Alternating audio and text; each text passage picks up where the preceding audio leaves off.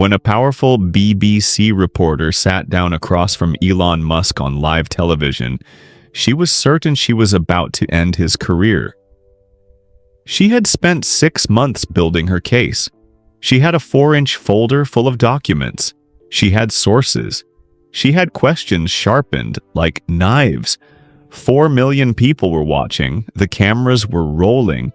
Everything was ready. She thought she was about to deliver the most important interview of her life. She had no idea that in 5 seconds she would be walking off that set. Through a fire door, down a gray corridor, and onto a cold floor. Crying. Not because he shouted at her. Not because he insulted her. Because he said 5 quiet words that cracked open something she had been hiding. Not from the world, but from herself. Something she had been carrying for 6 months without ever once looking at it directly. And here is the part nobody talks about. She had the answer in her coat pocket the whole time. A letter, a cream-colored envelope. Sealed. Her name written on the front in a handwriting she did not recognize. She had been carrying it for 5 days. 5 whole days. Through every morning of final preparation, through the makeup chair, through the green room, through the countdown. And she had never once opened it. What was in that letter? Who put it in her pigeonhole? And why did Elon Musk, the man she came to destroy, look at her when she walked out not with triumph, not with satisfaction, but with something every journalist who watched the footage back used the exact same word to describe? Recognition. Like a man who had stood exactly where she was standing and knew what the floor felt like on the other side of that door. This is the story of what really happened that morning. Not the version that got 11 million views. Not the version the first tribe cheered or the second tribe mourned. The real one. The one the camera did not show. The one that starts not in a television studio but in a terraced house in Coventry, and a bedroom shared by 2 sisters, and a kitchen table with a space the size of a man who left one morning and never came back. Stay with this video until the end, because the twist, the thing that explains everything, the letter, the handwriting, the person who made sure it reached her, does not arrive until the very last chapter.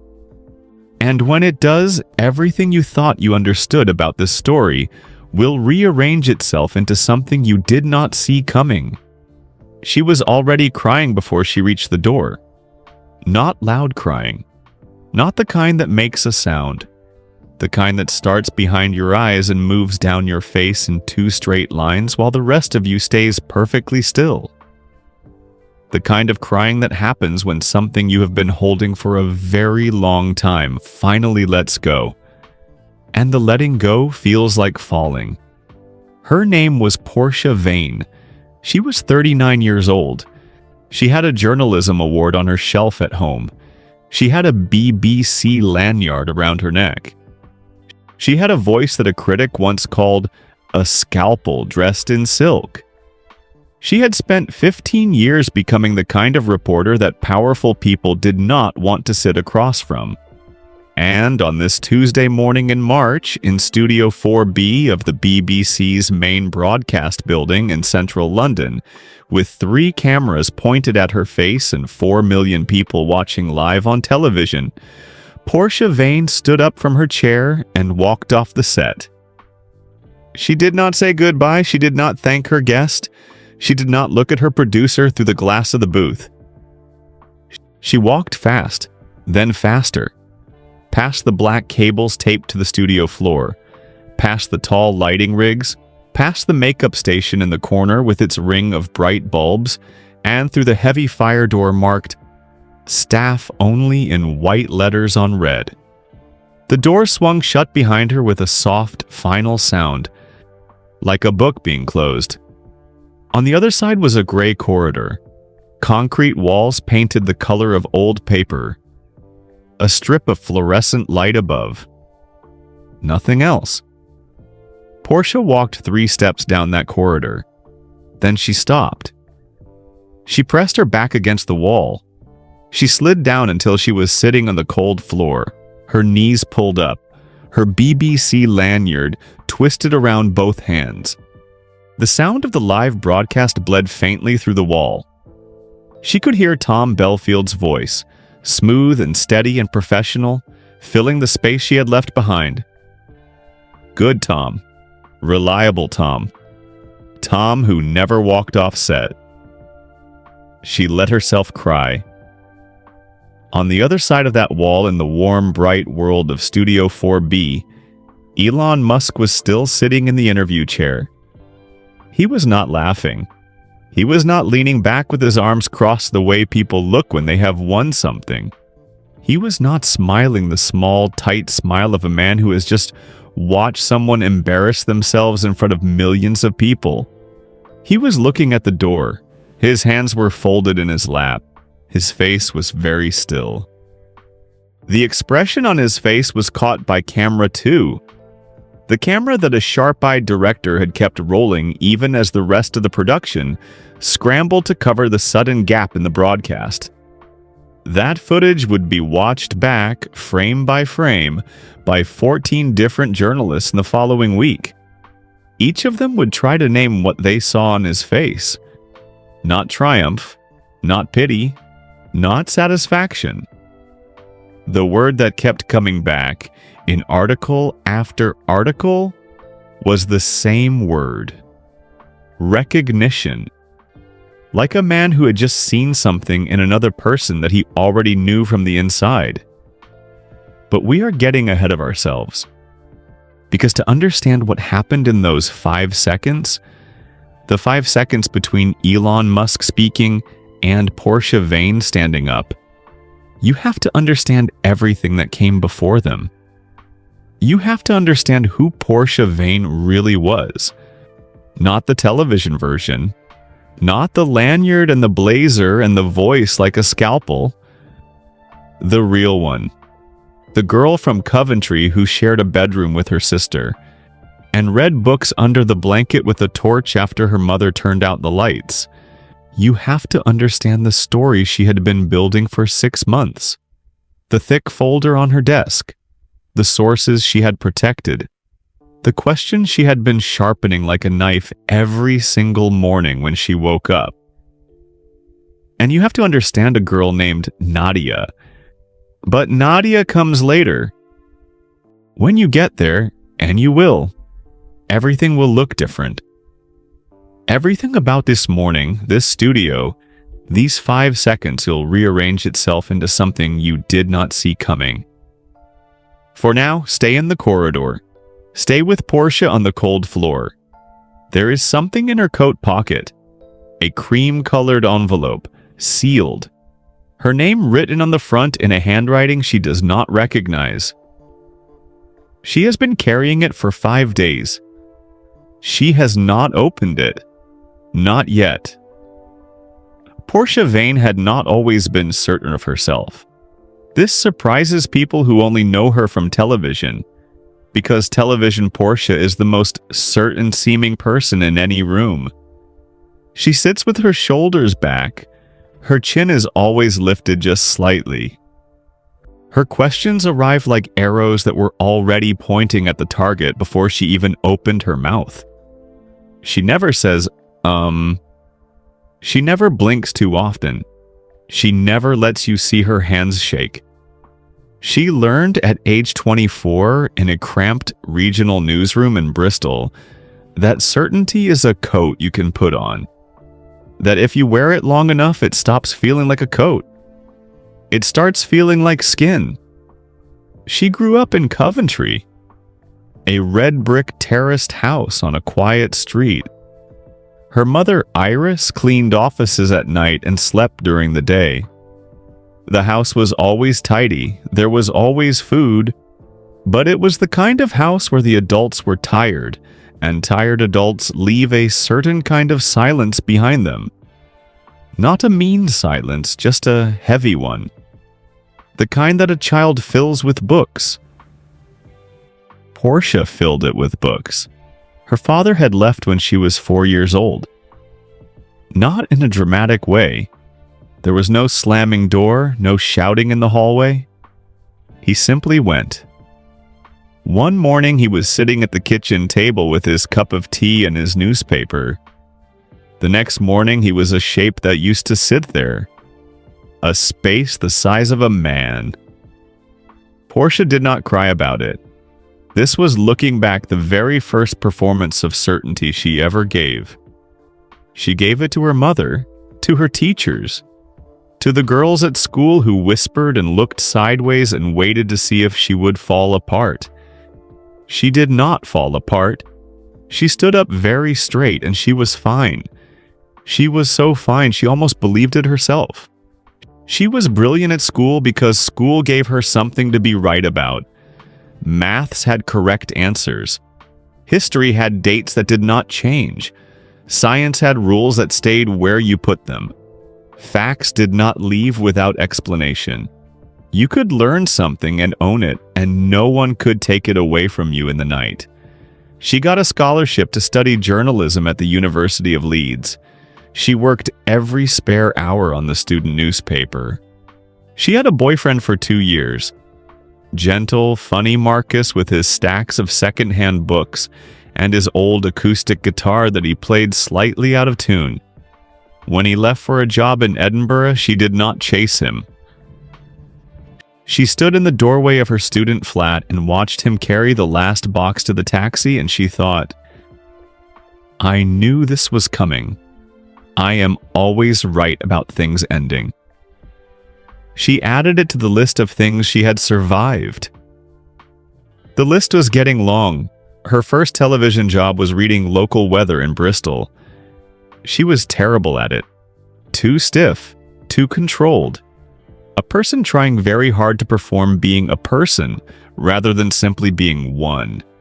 Her producer at the time, a short, fierce woman named Gloria Ossie, who wore bright colors and kept a cactus on her desk and took no nonsense from anyone, took Portia aside after her third broadcast. Gloria sat across from her in a plastic chair and looked at her for a long moment without speaking. Then she said, "You are protecting yourself. I can see it from the control room. Stop it. Let them see you, and not all of you, just enough. Just enough that they trust you." Portia nodded. She thanked Gloria. She walked out of that office and thought about what Gloria had said for 3 days. She could not entirely understand what it meant to let people see you. Wasn't that what she was already doing? She was right there on the screen every morning. They could see her perfectly well. She filed the advice away in the back of her mind. It would sit there for 15 years before she understood it. She moved up.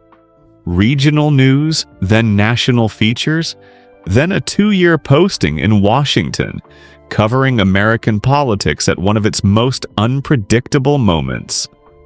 She was good, genuinely, undeniably good, at the part of journalism that requires patience.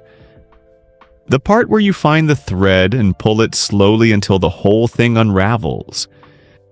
She believed in that kind of work. It was not performance, it was the one truly real thing she had. But somewhere in her mid-30s, something shifted. She was passed over for a senior anchor role at the BBC. The job went to a man 8 years younger with half her experience. She smiled at the announcement. She shook his hand. She went home that evening and did not sleep for 3 nights. She never mentioned it to anyone. She added it to the list. After that, the certainty she wore became harder. The questions in her interviews became sharper. Sharper than fair, sharper than necessary. Some colleagues admired it. Others were quietly unsettled. Her editor, David Marsh, called her in once and said in his low, careful voice, "You're going after them, Portia. That's fine. It's our job. But make sure you know why you are." She told him she knew exactly why. He nodded slowly. He held her gaze one beat too long. She had been thinking about that beat ever since, because the Elon Musk investigation had started 6 months ago. And somewhere underneath all the documents and the sources and the careful preparation, there was a reason Portia had not yet looked at directly. A reason with a name. The name was Nadia. But she was not ready to look at that yet.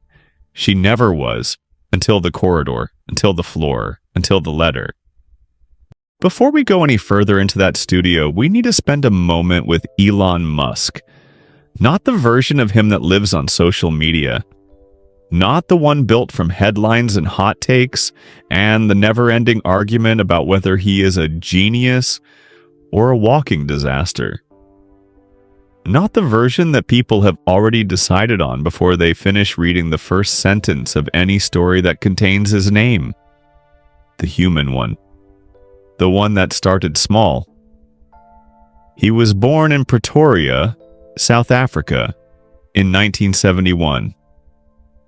The city was hot and flat and full of jacaranda trees that turned the streets purple every spring.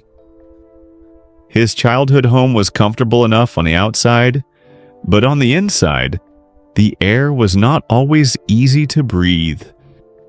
His father was a difficult man. The kind of difficult that leaves marks you do not find until years later, when you are standing in a boardroom or a television studio, and someone tries to make you feel small, and you feel something very old move in your chest. At school, Elon was small and bookish and badly, consistently bullied. Not teased, not excluded. Bullied. The kind that is physical and deliberate and goes on for years. He was pushed down a flight of stairs once. He was beaten up badly enough that his parents could see it on his face when he came home. He did not talk about it much. He went somewhere else instead. He went into books. He read everything: science, physics, engineering, history, philosophy. He read science fiction as though it were a map of somewhere he intended to go. He read about the universe the way other children read adventure stories, with his heart going fast and his mind running ahead of the page. The universe was enormous and indifferent and ancient, and somehow, instead of making him feel small, it made him feel free. Because if the universe was that big, then the small, painful, particular world of school could not possibly be the whole story. He decided somewhere around the age of 12, sitting in his bedroom with a book across his knees, that he was going to do something with his life that was larger than the life that had been handed to him. He kept that promise to himself. The story of what he built, the electric cars, the rockets, the satellite internet, the solar panels, the brain-computer interfaces, the purchase of a social media platform that half the world cheered and the other half mourned, is long and loud and well documented. We are not going to tell it here in full. What matters for this story is something smaller and quieter than all of that. What matters is that Elon Musk, at 53 years old, had been interviewed approximately 10,000 times. He had sat across from journalists who loved him and journalists who despised him. He had been called a visionary, a fraud, a genius, a child, a danger, a savior, a narcissist, and a prophet, sometimes in the same week. He had learned through long experience to read a journalist within the first 2 minutes of sitting down across from one. Not their politics, not whether they liked him. Something more specific than that. He could read the shape of what was coming. When he walked into Studio 4B that Tuesday morning and shook Portia Vane's hand and sat down in the interview chair, he knew within 30 seconds what kind of interview this was going to be. He knew it from the way she arranged her notes without looking at him. He knew it from the folder on the table beside her chair, 4 inches thick, covered in colored tabs? He knew it from the particular quality of stillness in her face. The kind of stillness that is not calm. The kind that is a performance of calm. He had done hundreds of these interviews, the kind where the journalist has already decided the story, where the questions are not really questions, but statements wearing question marks. Preloaded conclusions dressed up as curiosity. Over the years, he had developed two ways of handling this kind. The first way, deflect, maneuver, say as little as possible, escape without damage. He had used this method many times. It worked well. Nothing much happened either way. The second way, tell the truth so directly and so completely that it cuts straight through the prepared architecture of the interview, like a knife through paper. He chose the second way on this particular Tuesday morning, not because he wanted to humiliate Portia Vane. He wanted to make that clear later, and he did, in a brief email his assistant sent on his behalf. He had no interest in humiliation. He had been humiliated enough in his own life to know it helped no one. He chose the second way because the night before, he had read a background file his communications team had prepared on Portia. Standard stuff. Career history, notable interviews, public profile, known associations. But buried near the bottom, in a section his researcher had quietly marked as contextual background, was a single short paragraph. About Nadia. He had read that paragraph 3 times. Then he had set the file down on the hotel desk and looked out the window at the wet London night for a long time. He had thought, she does not know that I know. He had thought, this matters more than the documents. He had thought, if there is a right moment to say the true thing, I will know it when it arrives. He was right about that. The right moment was now approximately 14 hours away. He turned off the bedside lamp.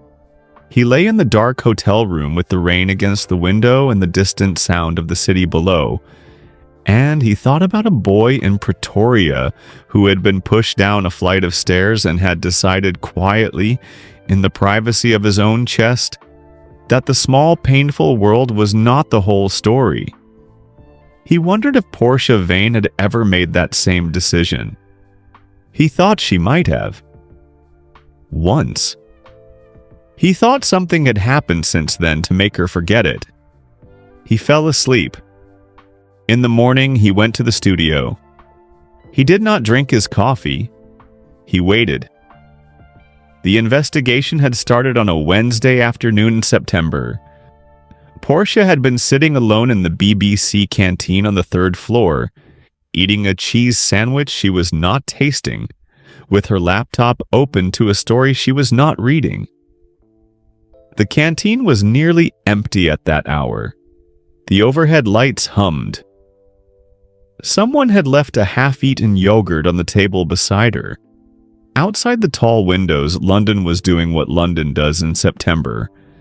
Gray sky, gold leaves, the particular kind of beautiful that looks like it is already saying goodbye. Her phone rang, unknown number. She almost let it go to voicemail. She nearly always let unknown numbers go to voicemail. Something made her pick up. Portia Vane? The voice was a woman's, older, careful. Each word placed down like a foot testing ice. Speaking, Portia said. My name is Dr. Francis Obi.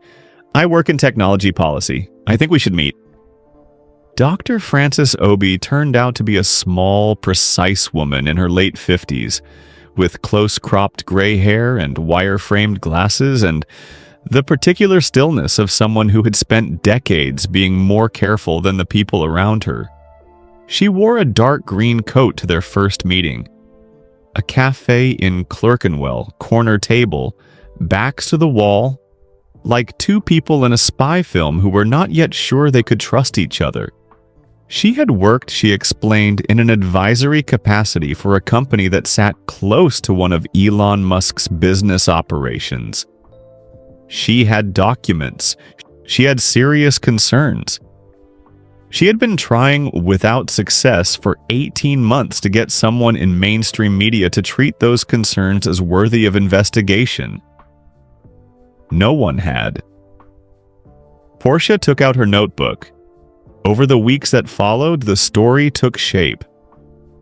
Francis's central claim was this: a series of public statements Elon Musk had made in investor presentations, in public speeches, in interviews, about the delivery timelines for a particular technology had been, in her professional view, not merely optimistic but knowingly misleading. The gap between what he said publicly and what the internal projections showed was, she argued, too large and too consistent to be explained by honest miscalculation. It was a serious charge. Portia treated it seriously. She cross-referenced every document Francis provided against public records.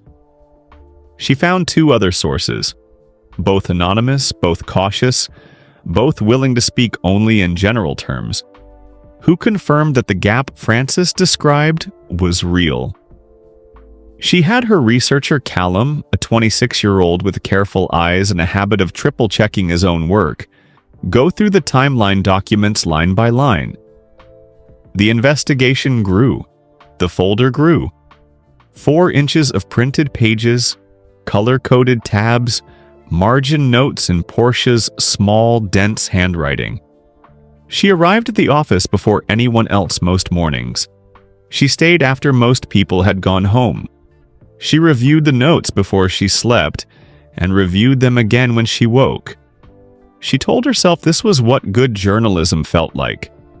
The weight of it, the discipline, the long, patient building of something solid and true. She did not tell herself the other thing, the thing underneath. Her sister Nadia had invested money, 50,000 pounds of their mother Iris's savings, into one of the projects connected to the statements Portia was investigating. The investment had declined significantly in value.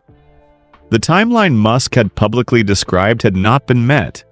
The gap between the promise and the reality had cost real people real money. It had cost her mother, a 67-year-old woman who cleaned offices at night and had worked her whole life and had trusted her younger daughter's judgment about where to put the small, careful pile of money she had built across 40 years of work. Portia had found out the way she found out most things about her family, through a Sunday phone call with her mother, who mentioned it the way Iris always mentioned devastating things. Casually, as though delivering the information gently enough would protect the listener from its full weight. Portia had put the phone down. She had sat at her kitchen table in Hammersmith for a long time. Then she had opened a new folder on her laptop and begun to type notes. She told herself the family connection made her more motivated, not less objective. She told herself she would have pursued this story regardless of Nadia. She told herself the personal and the professional were running parallel, separately, cleanly, not touching. She was a very skilled liar to herself. She had been practicing since she was 4 years old. Then, 3 weeks before the interview, Frances Obi called again. Her voice sounded different, tighter, like a wire that had been tuned too high. "There's something I need to tell you," Frances said. Portia set down her pen. "I've been going back through the documents, the dates on 2 of the key statements. I cross-referenced them against the original source materials, and I believe I made an error. The timeline may not be what I thought it was. I need more time to review everything properly before you publish." The silence on Portia's end lasted 4 seconds. "How wrong?" she said. I don't know yet. That's why I need more time. The interview is in 3 weeks. I know, Frances said quietly. Portia, I think you should delay. Portia said she would think about it. She did not delay. She told herself the core of the story was solid. She told herself Frances was being overcautious, that careful people sometimes became so careful they talk themselves out of true things. She told herself 2 potentially misread documents out of a 4-inch folder full of evidence did not change the shape of the story. She told herself these things firmly and clearly, the way she had always told herself the things she needed to believe. Frances did not reply to the next 3 emails Portia sent her. Callum, her researcher, knocked on her office door 5 days before the interview. He stood in the doorway with his hands in his pockets and his careful eyes doing something they did not usually do, looking uncertain. I just want to make sure we're solid on the timestamp sourcing, he said.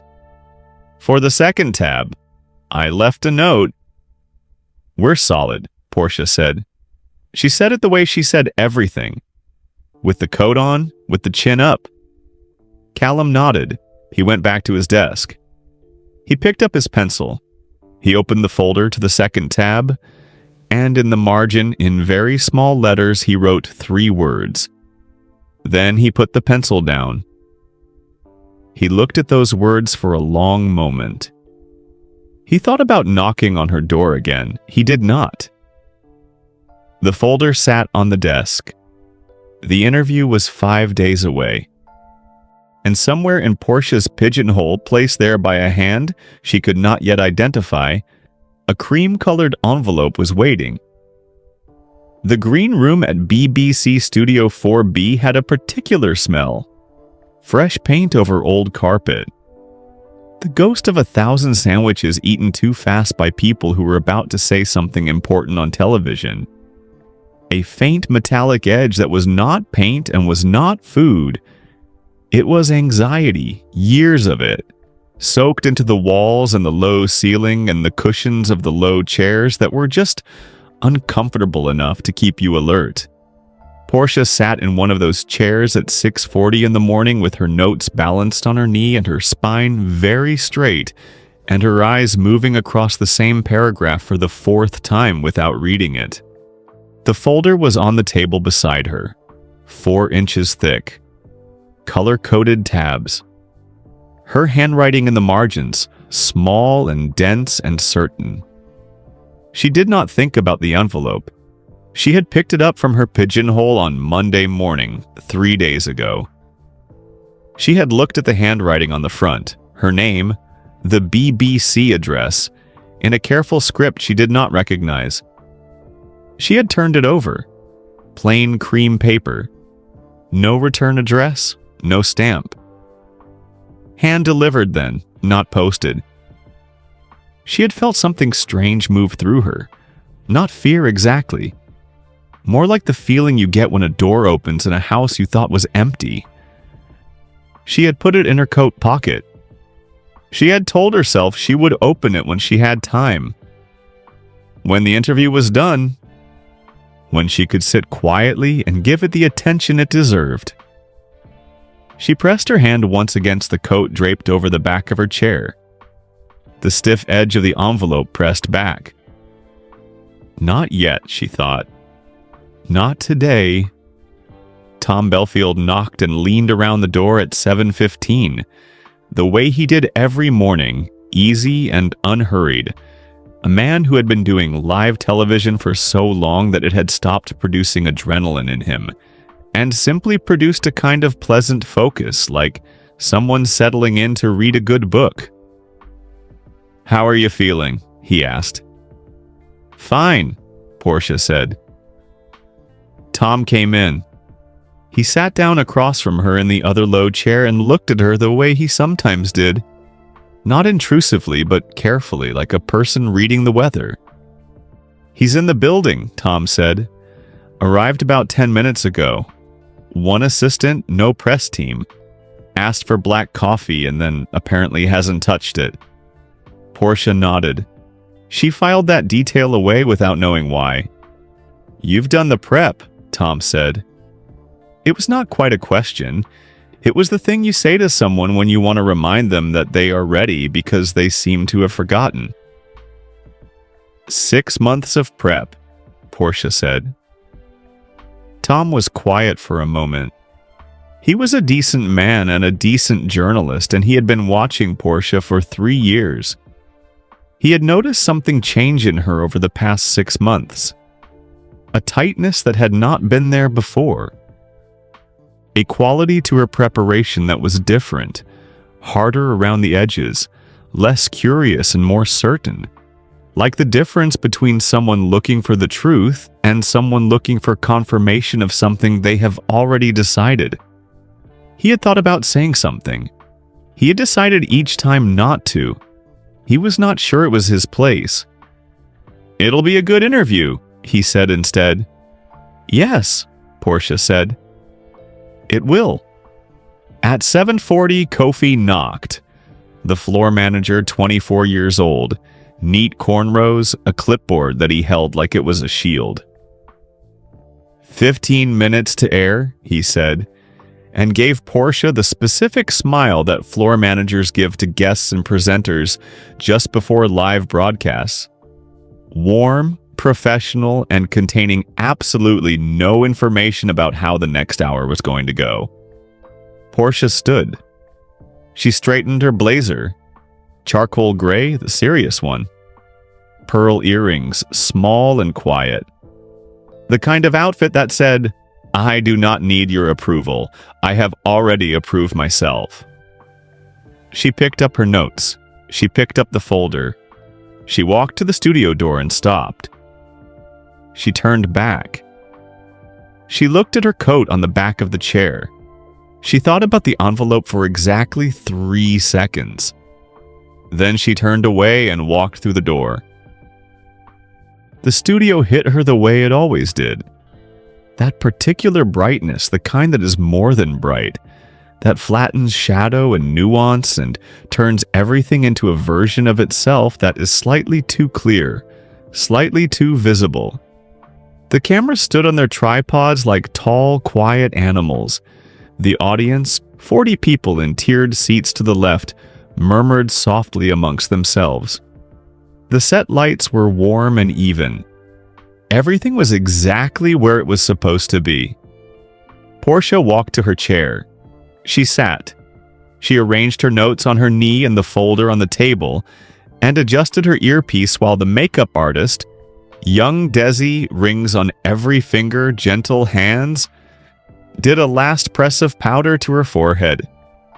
60 seconds, Kofi said from across the studio, not loudly. Just placing the words in the air where everyone can find them. Portia looked for the first time since entering the studio at the chair to her left. Elon Musk was already seated. He was in a plain dark jacket. No tie. No visible preparation in front of him. No notes, no folder, no phone. Just his hands folded in his lap, and his face in that expression she would come to know better than she wanted to.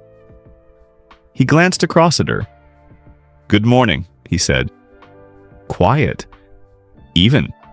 Carrying no information in either direction. "Good morning," Portia said.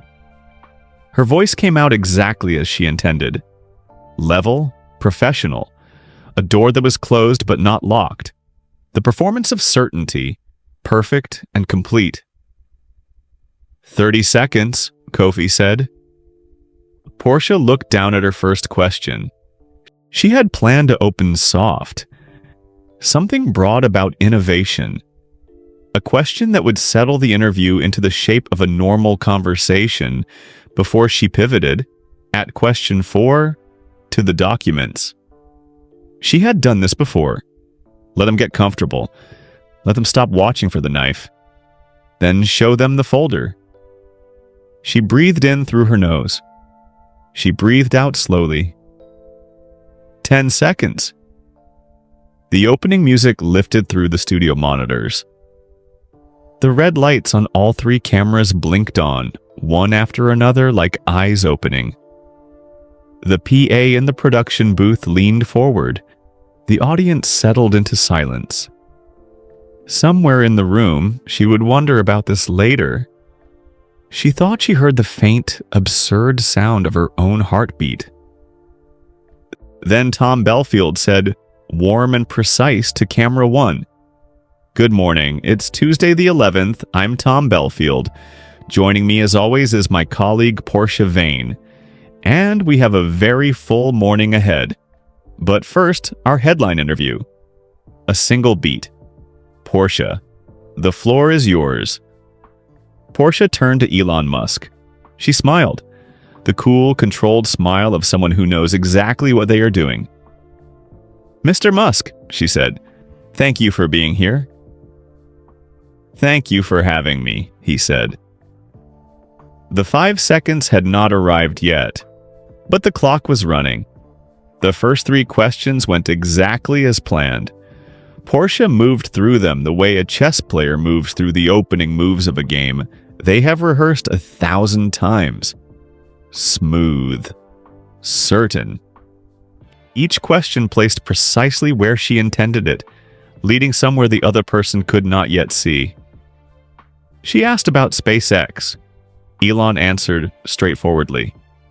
He talked about rocket reusability with the kind of specific, numerical fluency that was either impressive or unsettling depending on how you felt about a person who had memorized the weight of rocket fuel the way most people memorize their phone numbers.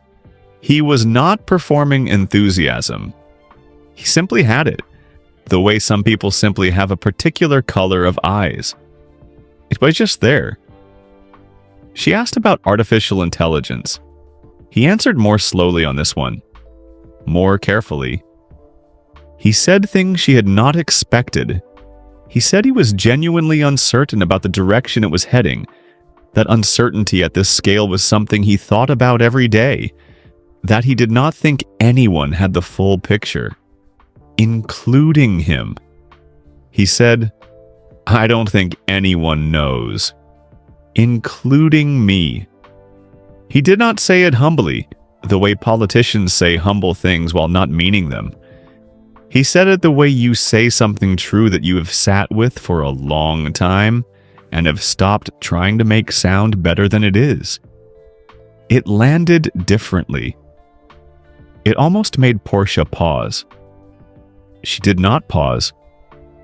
She asked about electric vehicles. He answered with data and with a focused, forward-leaning energy that was hard to dismiss even when you wanted to. He talked about energy density and grid infrastructure and the specific mathematics of carbon reduction with the passion of someone who had not just studied the problem, but had decided personally to be the solution to it.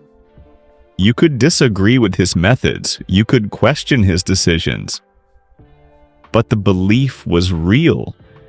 Even Portia, sitting across from him with a 4-inch folder of material designed to dismantle his credibility, could feel that the belief was real. She noted this. She set it aside. She looked down at her notes. Question 4. "Mr. Musk," she said. Her voice was unchanged, level and clean and carrying nothing but the question. "I'd like to ask you about some public statements you made in 2021 and 2022 regarding project timelines."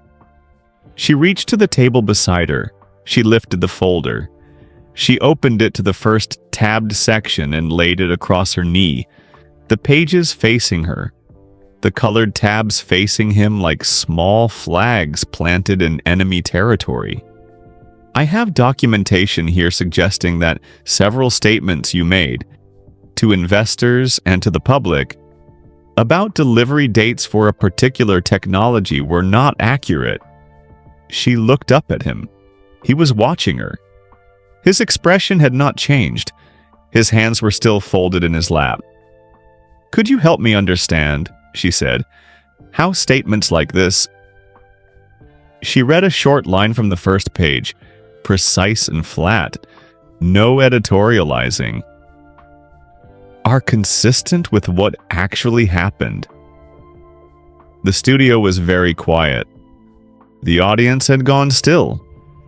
The kind of still that a live audience goes when they can feel that something real is happening.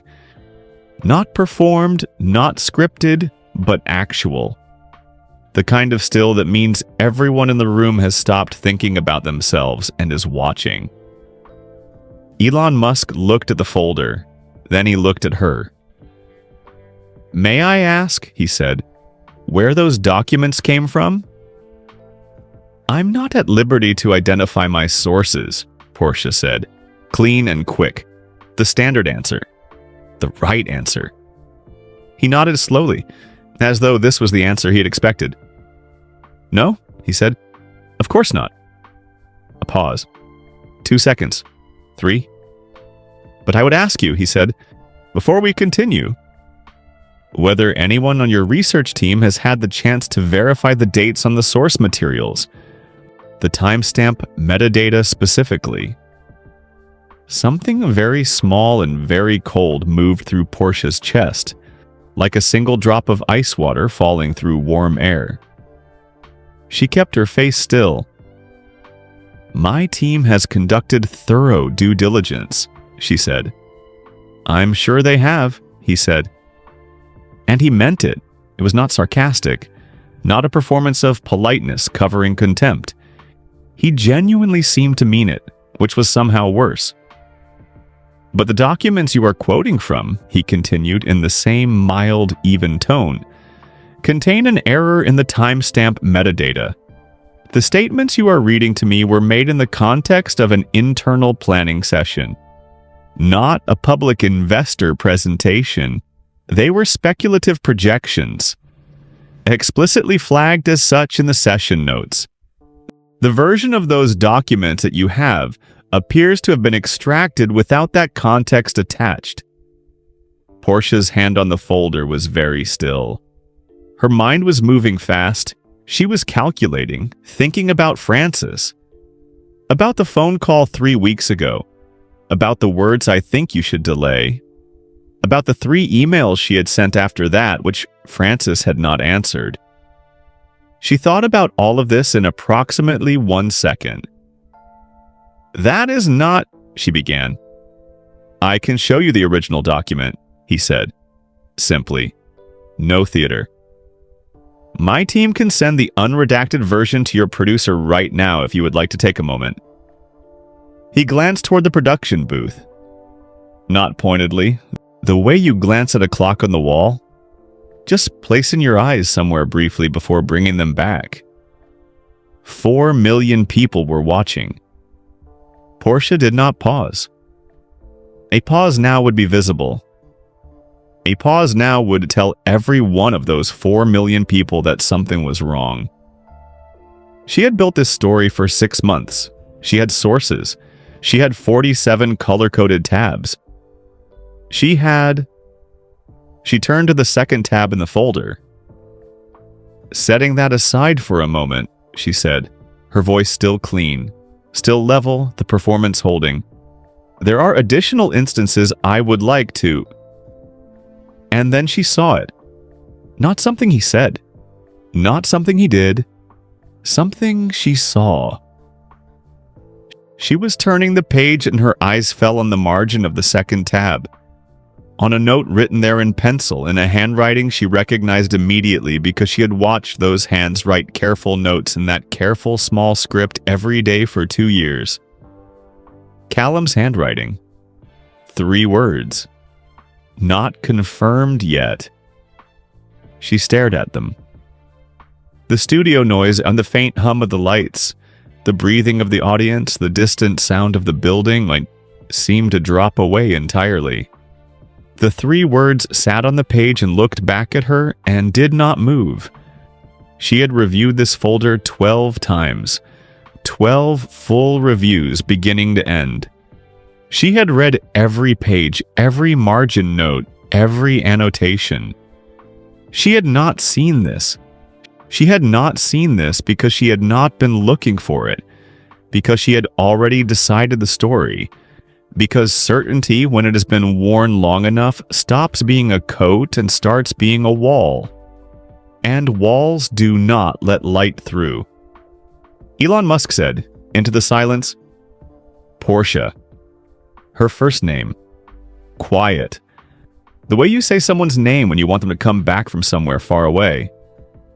I know why this story matters to you, he said. The drop of ice water in her chest became something larger. I know about your sister, he said. The studio was so silent that somewhere deep in the building, completely absurd and completely real, a phone rang.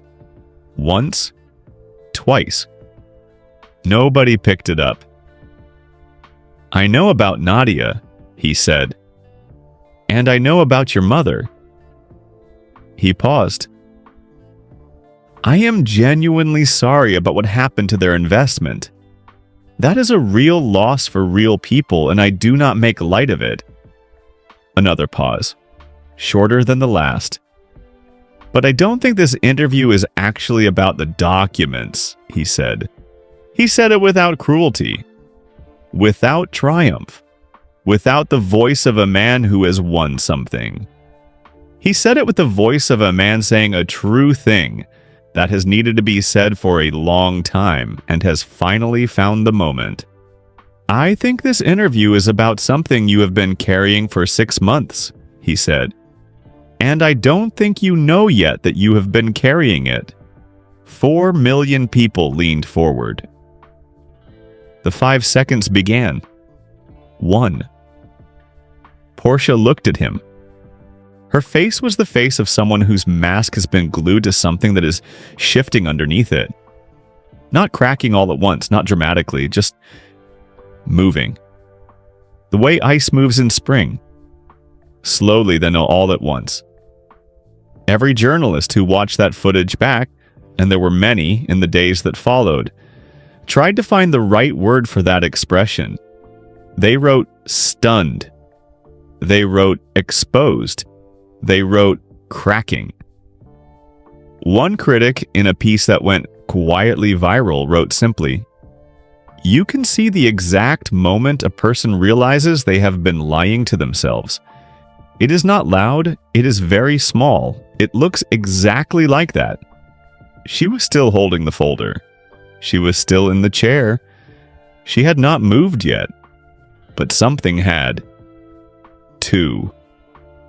Her eyes dropped from his face to her hands, to the folder open across her knee, to the second tab, to the 3 penciled words in Callum's careful handwriting, sitting in the white margin of the page like a small, quiet verdict.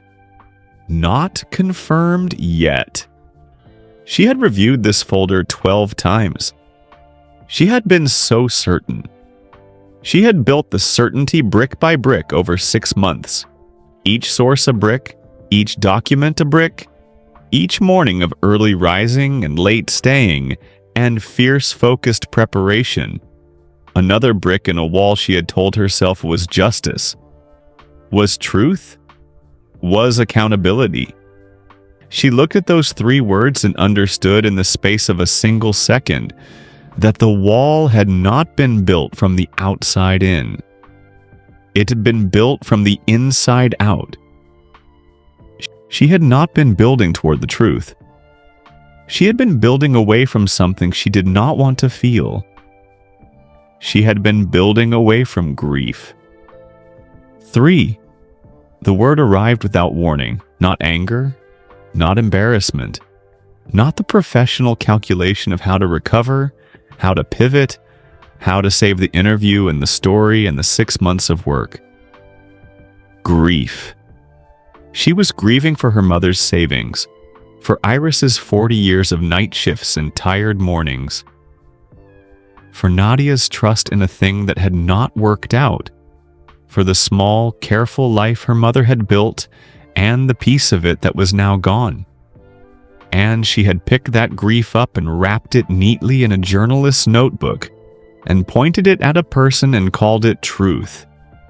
It had felt like truth. She had been so certain it was truth. That was the thing about certainty worn long enough. It did not feel like a wall, it felt like sight. It felt like clarity. It felt exactly like knowing. Right up until the moment it didn't. 4. She felt the envelope, She felt it through her blazer, through the fabric of the coat, draped over the back of her chair 2 feet away. She felt it the way you feel a thing you have been avoiding, not with your hand, but with something deeper. The awareness of something patient. Something that had been waiting quietly while she got on with everything else. 5 days she had carried it without opening it. 5 days. She almost laughed. She did not laugh. 5. She stood up. She did not decide to. Her body made the decision before her mind could ratify it or refuse it. The way your body sometimes simply knows. The way you find yourself at the window of a room without remembering crossing to it. The way you set a glass down before you know you are going to. She stood up. The folder slid slightly on her knee. She caught it. She set it on the chair. She pressed her lips together once, very tight, and then she released them and looked, for one long, clear, final second, at Elon Musk. He was looking back at her. That expression, not triumph, not pity, not the face of a man who has won. Recognition. The face of a man who has been exactly where she was standing and knows precisely how cold the floor feels on the other side of the door. She said very quietly to no one in particular, "Excuse me," and she walked. Tom Belfield was already moving, professionally, smoothly, filling the space before it became a void. The cameras adjusted. The production booth responded. The audience sat in stunned, held silence. The fire door swung shut, and Portia Vane sat down on the cold corridor floor, pressed her back against the wall, and cried. Not for the interview, not for the folder or the 6 months or the story that was not what she had believed it was. She cried for Nadia, for her mother, for 4 years old and a kitchen table with a space the size of a man, for 39 years of absolute, exhausting, beautiful, terrible certainty. And then she put her hand in her coat pocket, and she took out the envelope. And this time, finally, 5 days late, 1 hour too late for it to change what had just happened on live television, but perhaps exactly on time for everything that came after, she opened it. By 9 o'clock that morning, the clip had been viewed 2 million times. It was not the official broadcast footage. The BBC had not released anything yet. It was a phone video, slightly shaky, slightly dark at the edges, the kind of footage that looks like it was taken by someone who started recording because they felt something was about to happen and turned out to be right. It had been filmed by a woman in the studio audience named B. Okonkwo, a retired school teacher from Lewisham who had won the audience ticket in a BBC ballot and had brought her phone in her cardigan pocket and had lifted it quietly when the air in the studio changed. The clip was 41 seconds long. It began with Portia's face at second 1. It ended with the fire door swinging shut. Between those 2 points, it captured something that professional television, with all its cameras and its lighting and its careful direction, had somehow made more real than it intended. The internet found it at 7:53 in the morning.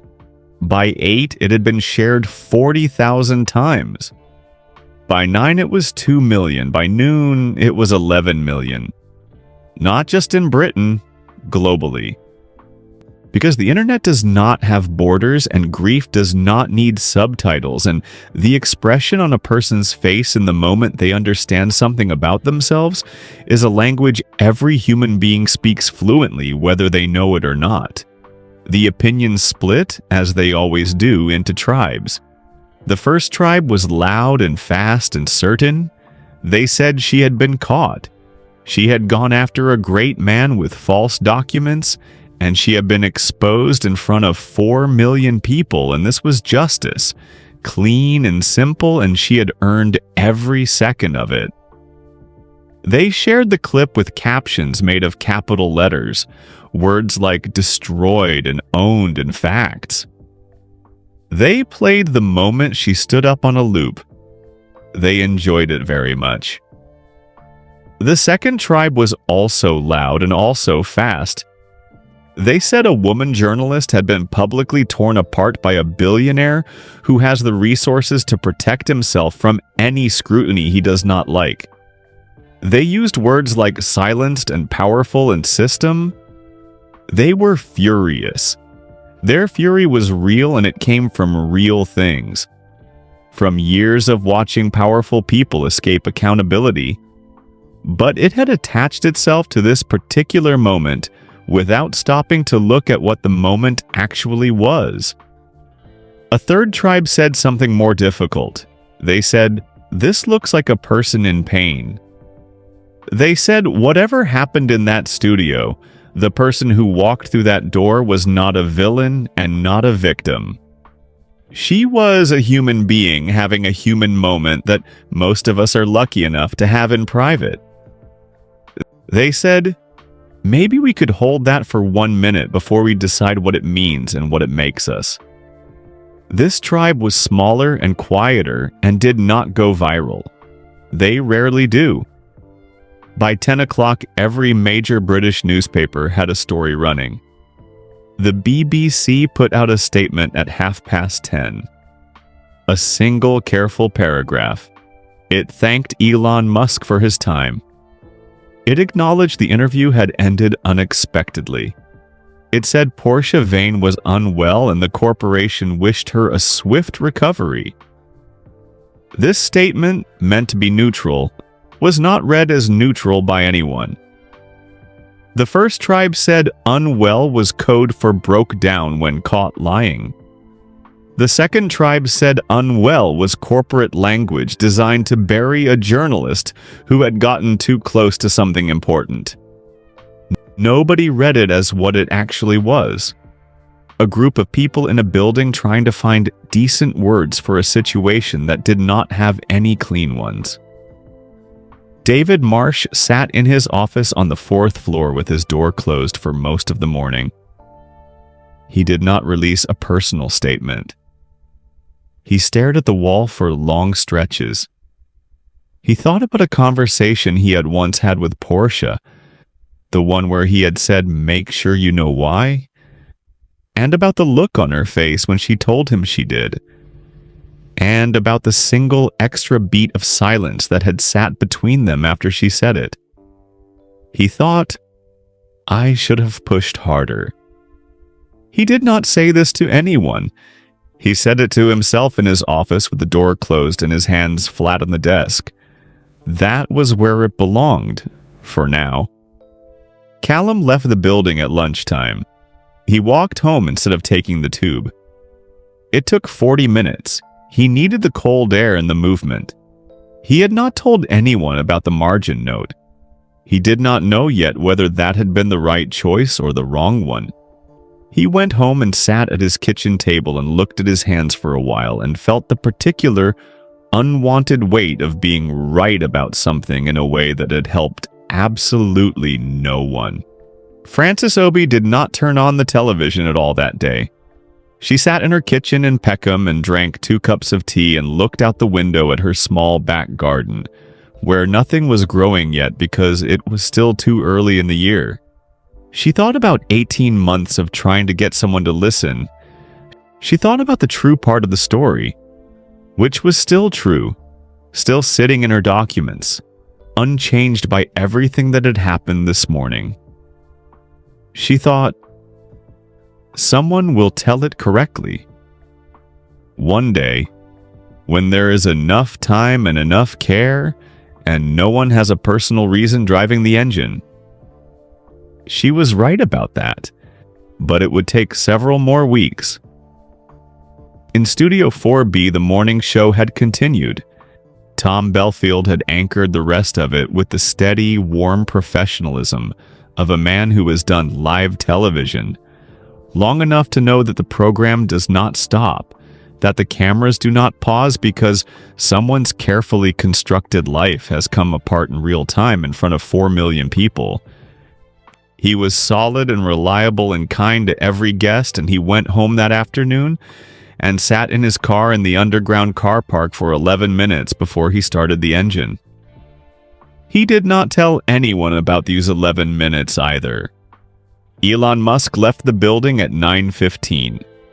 No statement, no press conference, no appearance at the side entrance to be photographed looking victorious. He left quietly through the staff exit with his assistant holding the door, and he stopped just once. Briefly in the lobby, in front of a PA whose name he did not know, and asked if Portia was all right. The PA did not know what to say. "Would you let her know?" he said quietly. "That I hope she is okay." He said it simply and without performance. Then he walked out into the gray London morning and got into the waiting car and looked out the window at the city passing, and did not speak for a long time. The message was relayed. It passed through 3 people before it reached the storage room, off the gray corridor where Portia was sitting on a folding chair, with a cream-colored envelope open in her hands. By the time the message arrived, she had already read the letter inside it twice. She was about to read it a 3rd time, and when she did, everything that had happened that morning would begin, slowly, imperfectly, the way real things begin, to make a different kind of sense.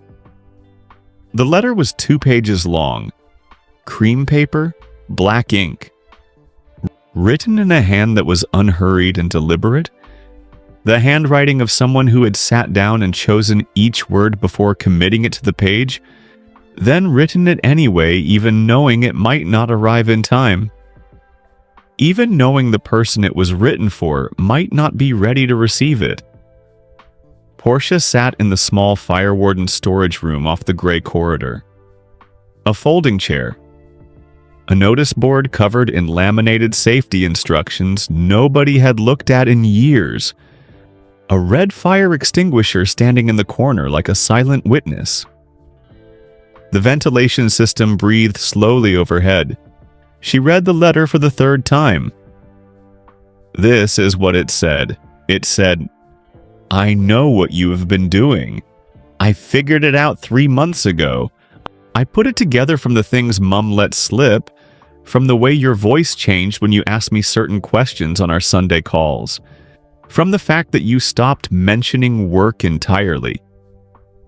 And Portia, you always mention work. When you go quiet about something, it means you are inside it in a way you cannot explain yet." It said, "I know you are doing this because you love us. I know you are doing this because you found out about the money and something in you that has always needed to fix things and protect things and be right about things locked onto it and would not let go. I understand that. I have known that part of you my entire life. It is one of the things I love most about you and one of the things that frightens me most about you in equal measure." It said, "I need you to know something, and I need you to hear it as coming from me, and not as something you can argue with or investigate or cross-reference against other sources. The investment was my choice. I made it with my eyes open. I read the risk disclosures. I understood, or I believed I understood, that this was a gamble. Mum offered the money freely and gladly because that is what Mum does, and I should have said no, and I did not say no, and that is on me. It is not on a statement someone made in a presentation. It is not on a system or a person who did not keep a promise. It is on me. I made a choice, and it did not work out, and that is a true thing. I have had to sit with, and I have sat with it, and I am all right. We are going to be fine. Mum is going to be fine. I have been managing the finances for 4 months now, and it is not as bad as you think. I should have told you sooner. I did not tell you because I know you, Portia. I knew that the moment you heard the full picture, you would do something with it. you would pick it up and carry it and turn it into something larger than it was, because that is what you do with pain. You have always done that. Since we were small. Since Dad left and you decided overnight that you were fine. You were not fine. You were 4 years old. It said, "I love you. I love you completely and without condition." And that is not something that changes because of a morning on television or a folder of documents or 6 months of work that did not go the way you planned. None of that changes it by a single degree. But I am asking you something. I am asking you to ask yourself, honestly, the way you would ask a source in an investigation, with no room for the answer you want, whether the thing you have been building these 6 months is really about accountability and truth. Or whether it is about a 4-year-old girl who learned that the way to survive losing someone was to never need anyone again. To be certain. To be so completely certain about everything that nothing could ever take you by surprise. I think you know the answer. I think you have always known it. You are the smartest person I have ever met. You know things about yourself that you simply refuse to look at. Please be kind to yourself today. Please open this before you go on air. Whatever happens in that studio, you are my sister and I love you, and we will talk about it on Sunday the way we always do. All my love. Always. Your sister, Nadia. Portia held the 2 pages in her hands and looked at them for a long time. The ventilation system breathed. The fire extinguisher stood in the corner. Outside, very faintly, she could hear the building going about its business. Footsteps somewhere above, a door, a phone. She thought about a bedroom in Coventry, 2 single beds 3 feet apart. Nadia asleep easily, without drama, her breathing slow and even within 10 minutes of the light going off. And Portia lying awake with the torch under the blanket and the book, and the feeling that if she just read enough, knew enough, understood enough, she could make the world stay still. She thought about Elon Musk's expression when she stood up. The recognition in it. The face of someone who knew what it cost to build a wall that thick and how cold the air was on the day it finally came down. She thought about Gloria Osei in Bristol 15 years ago, in a plastic chair with a cactus on the desk. Let them see you. Not all of you. Just enough to trust you. She had not understood that then. She thought she was beginning to understand it now. She folded the letter carefully. She put it back in its envelope. She pressed the envelope flat between her palms and held it there for a moment. The way you hold something you want to make sure is real. Then she stood up. She straightened her blazer. She walked to the storage room door, unlocked it, and stepped back into the gray corridor. Her eyes were still red. She was not going to pretend otherwise. She walked to the lift at the end of the corridor and pressed the button for the 4th floor. David Marsh's floor. She had things to say. Honest things. The kind that could not be performed. The kind that had no coat to wear and no chin to lift and no perfect professional voice to carry them. Just the truth. Plain and small and entirely hers. The lift doors opened. She walked forward. What happened in the 3 weeks that followed was complicated. The truth usually is when it finally arrives and everyone around it has to find a way to live with it. It does not arrive neatly. It does not come with a bow on it or a clear set of instructions. It arrives the way mornings arrive after a very long night. Gradually, imperfectly, with leftover dark still in the corners. Portia met with David Marsh that afternoon. She sat down across from him in his 4th floor office with its view of the gray London rooftops, and its stacks of folders and its single-framed photograph of David's 2 daughters on a beach somewhere, squinting into the sun. She sat with her hands in her lap, and her blazer still on, and her eyes still slightly red, and she told him everything. Not the version she had told him before. Not the clean professional version with the sources and the documentation and the public interest argument laid out in careful sequence. The real version. The one that started with the Sunday phone call from her mother and a quiet, devastating sentence about Nadia's investment and a long evening sitting at the kitchen table in Hammersmith before she opened a new folder on her laptop and began to type. She told him about Nadia, about Iris, about the 50,000 pounds and 40 years of night shifts. She told him about Francis Obi's phone call 3 weeks before the interview and the 3 words, "I think you should delay," and the 3 emails after that Francis had not answered. She told him about Callum knocking on her door 5 days before the interview, with his careful eyes doing something uncertain. And she told him she had said "we are solid" and sent him back to his desk. She told him about the envelope in her pocket, about 5 days of carrying it without opening it, about the storage room floor. David Marsh listened to all of it without interrupting once. When she finished, the office was very quiet. The city moved behind the window.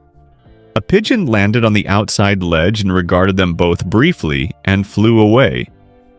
David looked at her for a moment. He said, "I should have pushed harder. When you said you knew why." Portia shook her head. "I would not have heard it." He nodded slowly.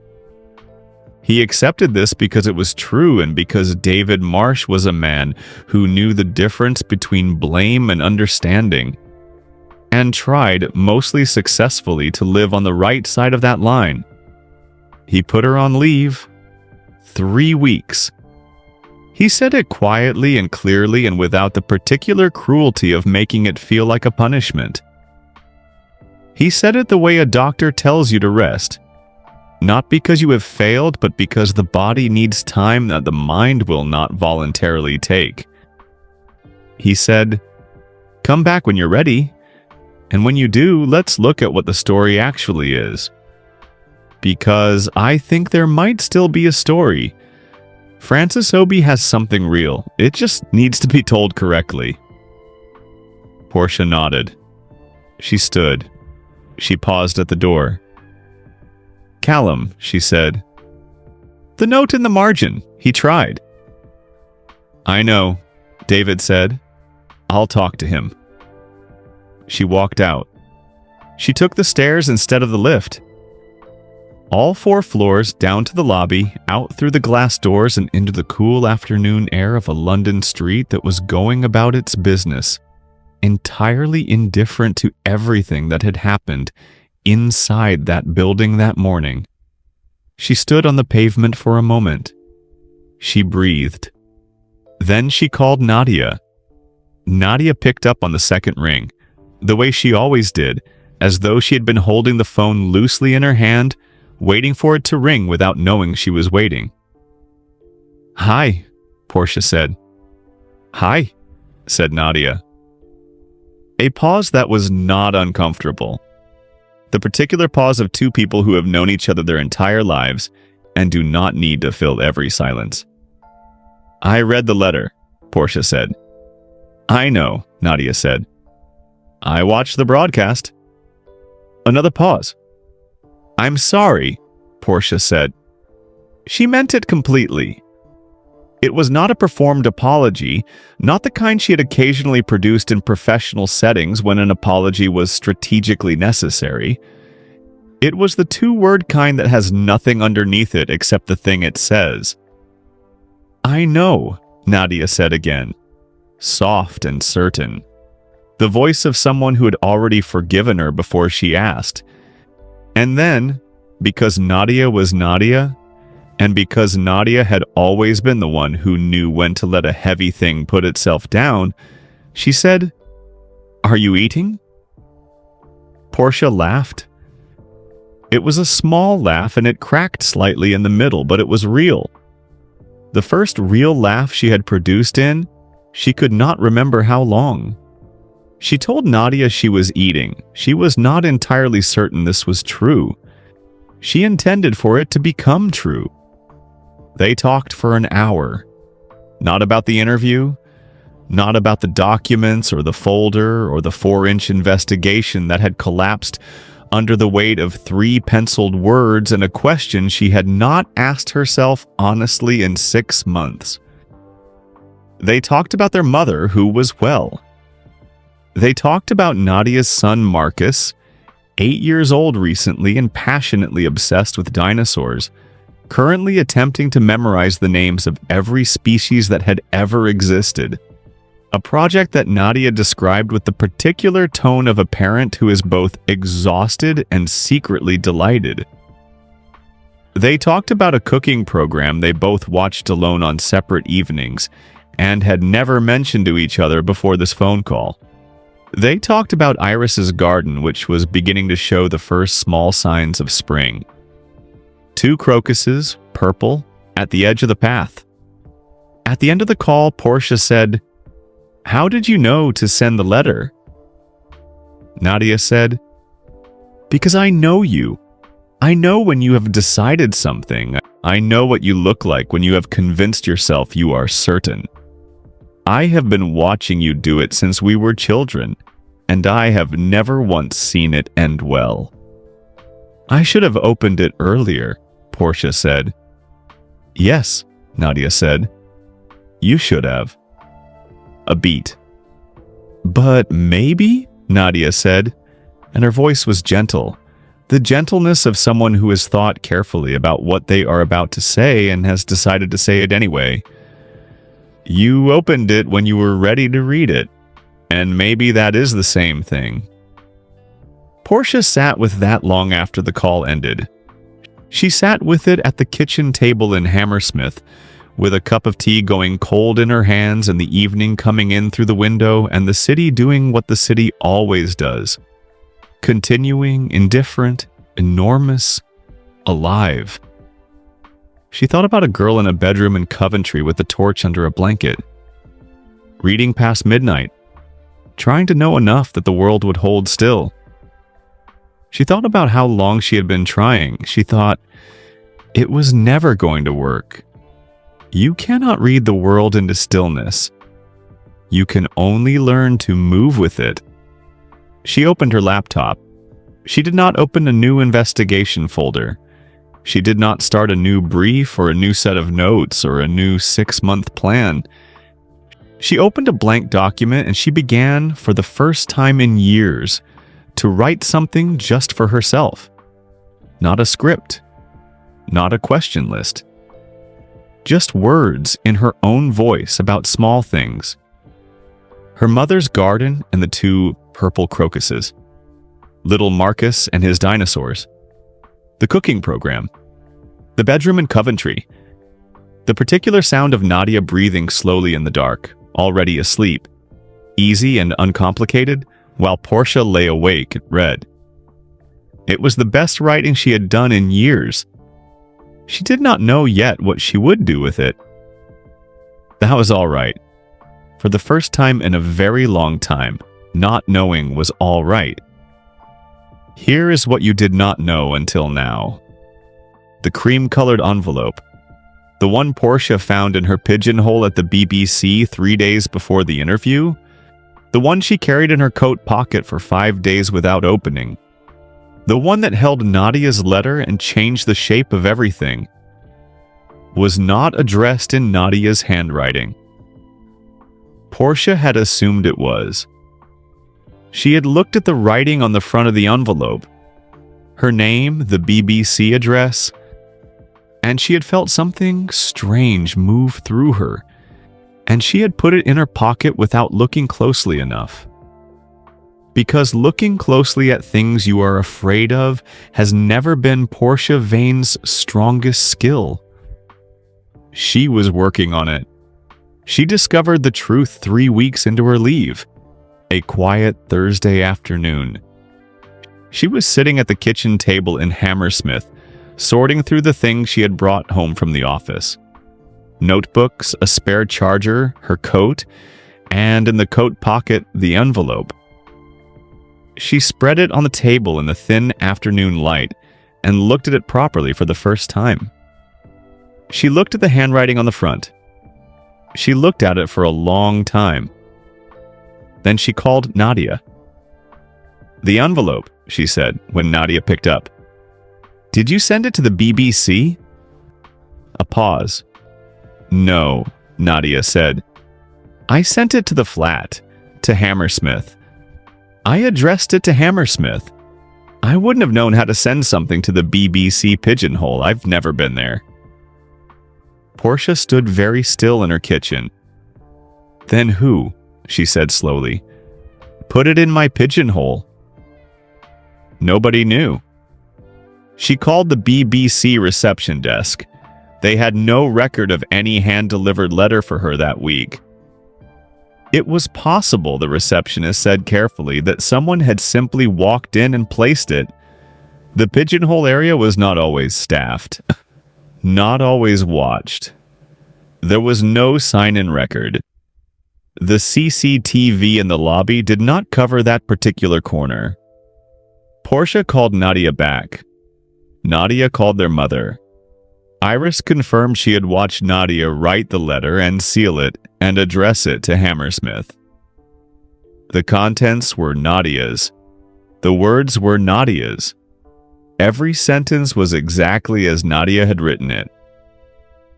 But the outer envelope, the addressing of it, the handwriting on the front that Portia had seen and felt strange about, and not looked at closely enough, was written in a hand that was not Nadia's. Someone had taken Nadia's sealed letter, had opened it, had rewritten the address in their own careful, unhurried script, had resealed it, had walked into the BBC building and placed it in Portia's pigeonhole 3 days before the most important interview of her career, had wanted her to find it, had wanted her to have the chance, even a small chance, a fighting chance, to open it before she walked on air. Portia went through everyone. Francis Obi, Callum, Tom Belfield, Desi with the rings, Kofi with the clipboard, David Marsh. Every source, every contact, every person who had known about the interview and had known about Nadia. Nobody knew anything. Nobody admitted anything. She never found out who it was. She sat with that open question for a long time. She is sitting with it still. Some nights she thinks she has a theory. By morning, the theory has dissolved. She has learned slowly, imperfectly, in the way all real learning happens, to carry an open question without needing to close it. She chose, in the end, to think about it this way. Someone had known. Someone had seen what was coming with a clarity that Portia herself could not manage from the inside. Someone had cared enough about her or about truth, or about the particular waste of a good person destroying themselves on a story they had stopped telling for the right reasons, to do a quiet, strange, unrewarded thing. A thing that left no fingerprints and claimed no credit and asked for nothing back. She thought about what that meant, about the kind of person who does something like that, about the world containing people like that, moving through it invisibly, doing small, careful things that never go viral and never get a clip that reaches 11 million views and never get a name or a story of their own. She thought, I want to write about that person one day. She thought, I want to be more like that person. Portia Vane returned to work 3 weeks after the morning she walked off set. Her first broadcast was clean and honest and very good. She asked questions she did not already know the answers to. She let the silence sit when the silence was true. She let them see her. Not all of her, just enough. Just the way Gloria Osei had told her to, 15 years ago in Bristol, in a plastic chair beside a cactus. David Marsh watched from the production booth. He nodded once to himself and said nothing and went back to his coffee. In Studio 4B, the chairs were the same. The lights were the same. The red eyes of the cameras blinked on one after another in the familiar sequence, like old friends whose names she finally knew. Portia sat down. She straightened her notes. She took one breath. Not a performance breath, not a certainty breath. Just air. Just the ordinary miracle of a lungful of air before you begin. She looked at camera one. She let them see her, not all of her. Just enough. Just enough to trust. If this story moved you even a little, drop a comment right now and tell me where you're watching from. I read every single one. It means more than you know. And if you believe that kindness is worth spreading, if you think the world needs more stories about people who get back up, hit the like button. It takes 1 second and it helps this story reach someone who might need it today. Subscribe to this channel so you never miss a story like this one. Every week we bring you real moments, real people, and the truth that hides underneath the headlines. Now click the video on your screen right now. The next story is already waiting for you.